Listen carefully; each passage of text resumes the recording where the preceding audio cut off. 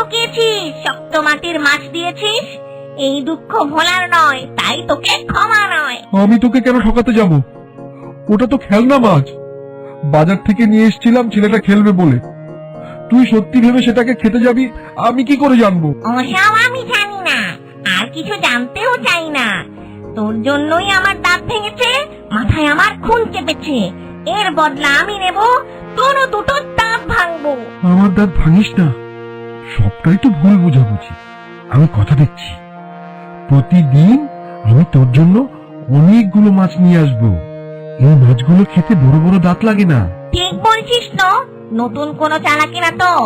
তেড়ি বেড়ি করলে সব দাঁত ভাঙবো, তবেই তোকে ছাড়বো। কাল তবে তাড়াতাড়ি আসবি, কথা দিয়ে কথা রাখবি। অবশ্যই অবশ্যই।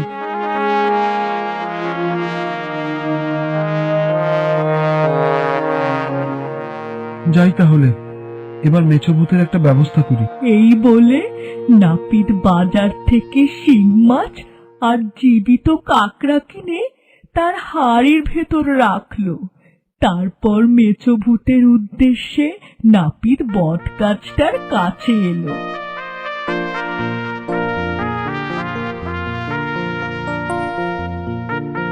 কই রে মেছো, কই তুই? এই দেখ, আমি ঠিক সময় চলে এসেছি, তোর জন্য অনেক মাছ এনেছি।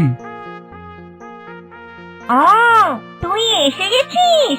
বাহ, কথা রেখেছিস। তুই তো দেখি লক্ষ্মী সোনা, চাঁদের কণা। দে দে মাছগুলো, তোর যে আর সয় না।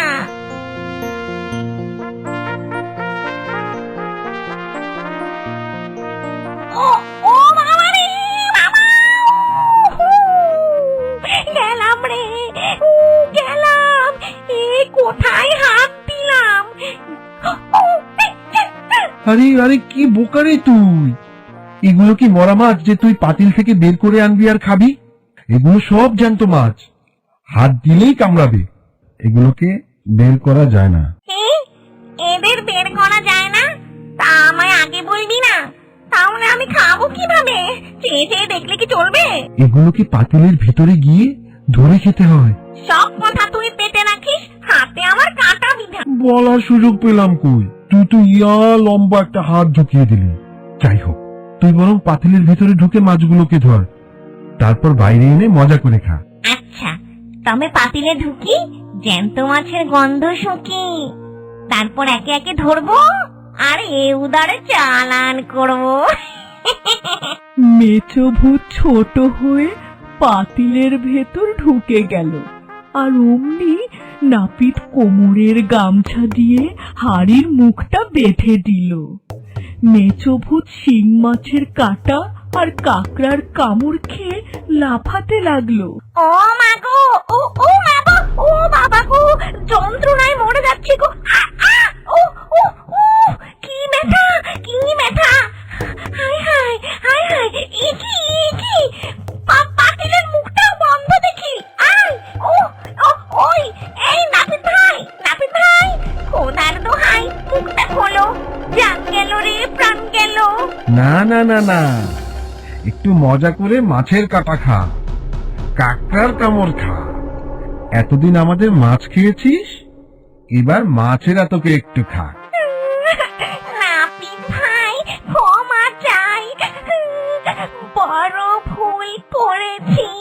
এই আমি কান মলছি, আর এখানে থাকবো না, কারো ক্ষতি করবো না, চলে যাবো বহুদূর। মুখটা খোলো পাতিলের, আমায় এবার ছেড়ে দাও, একটুখানি দয়া দেখাও।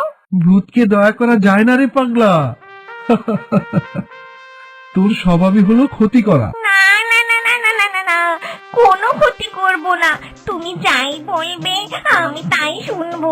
না না, তোকে কোনো বিশ্বাস নেই। তোকে বের করি, আবার তুই সবার মাছ খাওয়া শুরু করবি। তোমার দুটি পায়ে পড়ি, এবারের মতো দাও ছাড়ি। ও নাপিত, নাপিত রে।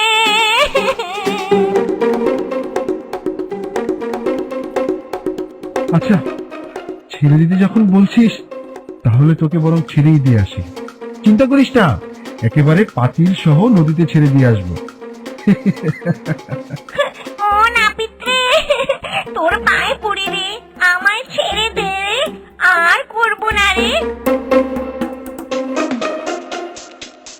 চুপ কর। বলছি না তোকে এখন আমি ছেড়ে দেব? যা, ছেড়ে দিলাম। এবার তুই নদীতে ভাসতে ভাসতে মনের আনন্দে যেখানে ইচ্ছে সেখানে যা। টাটা। এরপর শিং মাছের কাঁটা আর কাঁকড়ার কামড় খেতে খেতে পাতিলের ভেতর মেছো ভূত নদীর পানিতে ভাসতে লাগলো আর অনবরত কাঁদতে লাগলো। দাঁড়াও দাদি, আমি দেখাচ্ছি। এ এ ও ই। ঠিক হয়েছে দাদি, একেবারে ঠিক হয়েছে। ও তো একটা রাক্ষস। মেচোভূত শুধু মাছ খায় আর ও সব খায়।